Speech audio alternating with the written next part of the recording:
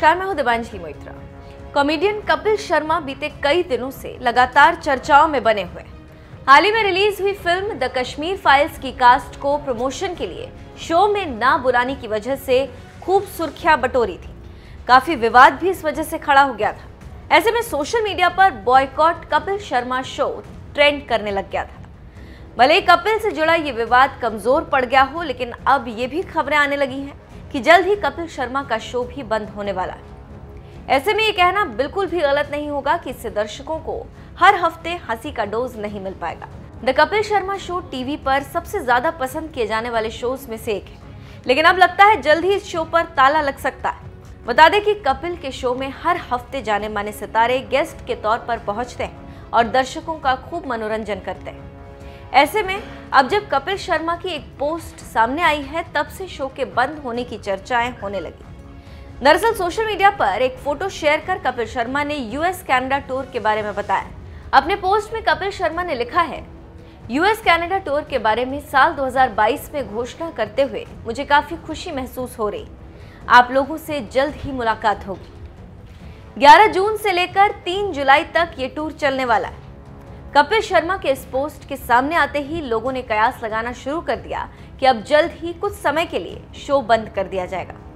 हालांकि फिर से नए सीजन के साथ शो वापस लौट सकता है, लेकिन फिलहाल तो खबरें यही आ रही हैं कि कपिल का शो फिर से बंद हो सकता है। शो के बंद होने के पीछे और भी कई तरह की वजह सामने आ रही। एक तो शो विवाद से जुड़ा, इसके लिए परेशानी खड़ी कर रहा है। लोगों ने पहले ही कश्मीर फाइल्स के चलते कपिल के शो को बॉयकॉट करने का मन बना लिया था। ऊपर से अब इस शो की टीआरपी भी घटती जा रही। कपिल का ये शो अब टॉप 10 से भी बाहर हो गया। ऐसे में लगता है कपिल को लेकर लोगों में गुस्सा कम नहीं हुआ। कहीं ना कहीं शो की गिरती टीआरपी भी शायद शो के बंद होने की वजह हो सकता है। लोगों का कहना है कि द कश्मीर फाइल्स को अपने शो में प्रमोट न करके कपिल ने वाकई में बड़ी गलती की, जिसकी वजह से उनका शो बंद होने की कगार पर आ गया। खैर, देखने वाली बात अब ये होगी कि कपिल शर्मा के शो को लेकर आई इस खबर पर वो खुद कब तक चुप्पी तोड़ते हैं। वैसे आपका इस खबर पर क्या कहना है, हमें कमेंट कर जरूर बताएं और बॉलीवुड से जुड़ी खबरों को जानने के लिए बने रहें हमारे साथ। आजकल बहुत सारे मूवीज ऐसे जो कुछ सिर्फ नाम के लिए, लेकिन ये ऐसी मूवी है ना कि रोमते खड़े हो जाएंगे मूवी देख के किसी के भी। मैं तो एक ही चीज़ कहना चाहूँगा, जो जिसने भी आज तक कभी उतना सोचा समझा नहीं होगा, उससे भी काफ़ी खतरनाक कहानी थी। ये फिल्म ना सबको देखना चाहिए। जो एक्चुअली इसमें मीडिया में जो चीज़ें उस समय के टाइम पे छुपाई गई थी, उस समय के कश्मीरी पंडितों के साथ में जो गलत हुआ था, ये देखना, ये फिल्म देख के बहुत सारी सच्चाइयाँ पता लगती हैं। बहुत सारे स्टार कास्ट हैं। नहीं, एक्टिंग तो बहुत अच्छी थी। एक्टिंग, स्क्रीन प्ले, डायरेक्शन बहुत अच्छा था। विवेक जी ने बहुत अच्छा डायरेक्शन किया है।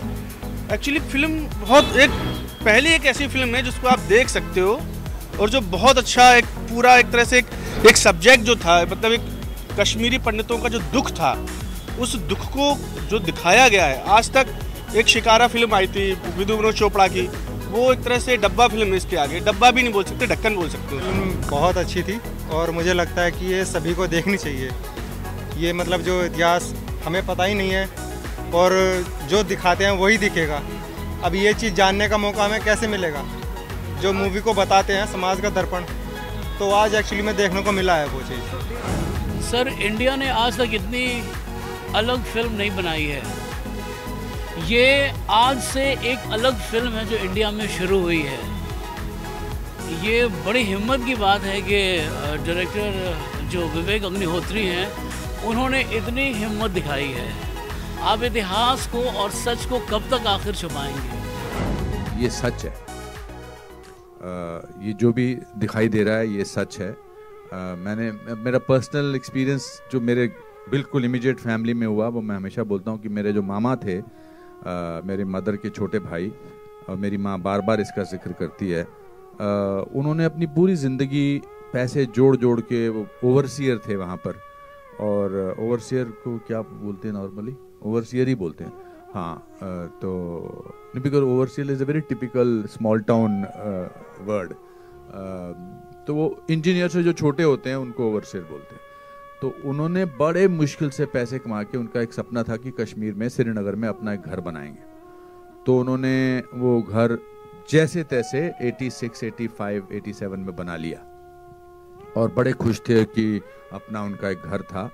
और जैसे ही उन्होंने घर बनाया उसके कुछ 6-7 महीने बाद ये थ्रेट्स आनी शुरू हो गई कि आप निकलो यहाँ से। एंड फिर ऐसी थ्रेट्स आई कि भाई हमने आपके पड़ोसी को मार दिया है, उसकी लाश वहाँ पड़ी है, अब अगर आप अगले कुछ दिनों में नहीं छोड़ेंगे तो हम फिर आपकी लाश किसी और के घर पर होगी। सो एक रात को एक फिएट गाड़ी में जितना सामान वो डाल सकते थे, जिंदगी भर की पूंजी, एक फिएट गाड़ी में 4 उनके खुद के अपने सदस्य थे, बेटा, बेटी, उनकी बीवी, और वो वहां से निकल गए और दिल्ली में जाकर कहीं वो सेटल हो गए। और उनका सदमा उनको इतना गहरा पड़ा कि he died after couple of years or 3 years. And so that is what we have seen. जैसे जब आप किसी के घर से किसी को निकालते हैं तो आप सिर्फ उनको दीवारों से या छत से या उनके आंगन से नहीं निकालते हैं, आप उनको उस जगह की आबो हवा से, उस जगह की खुशबू से, उस जगह के वातावरण से, उस जगह की आदतों से वहाँ से निकालते हैं। मेरे दादाजी का छोटा सा एक मंदिर था, 3rd फ्लोर पे, मिट्टी का घर था, और वहाँ पर उनकी वो जो अगरबत्ती रोज जलाते थे तो उसकी एक खुशबू थी। अब वो खुशबू टेंट में तो नहीं आ सकती है, या किसी जम्मू के घर में या पूना के घर में या दिल्ली के घर में तो नहीं आ सकती है। हम होटल में, 5 स्टार होटल में रहते हैं बहुत दिनों तक, लगता है यार अभी घर जाके अपने बिस्तर पे सोना है। हम अमेरिका जाते हैं या कहीं और जाते हैं, हम कहते हैं चलो यार इंडियन खाना खाते हैं। So I think from that point of view, my mother, when she saw this film, she didn't speak to anybody for 2 days. 2 दिन तक उन्होंने किसी से बात नहीं की, क्योंकि उनकी पूरी मेमोरीज वापस जो हैं वो रिवाइव हुई। और उन्होंने कहा क्यों दिखाई तूने मेरे को ये फिल्म, मेरी सारी मेमोरीज वापस हो गई हैं, आ गई हैं। या आर्टिकल 370 जब एब्रोगेट हुआ, क्या हम वापस जा सकेंगे, मेरा बड़ा दिल है वापस जाने का। सो अब आप अंदाज़ा लगा लीजिए जो इस डॉक्यूमेंट्री में बात कर रहे थे उनका क्या हाल हुआ होगा, उनके साथ क्या महसूस किया होगा उन्होंने। So from that point of view it's, बार बार काफ़ी लोग बोल रहे हैं आंखें नम है, आई थिंक इसका सदमा जो है ना, इसकी तकलीफ जो है वो आत्मा तक गई है।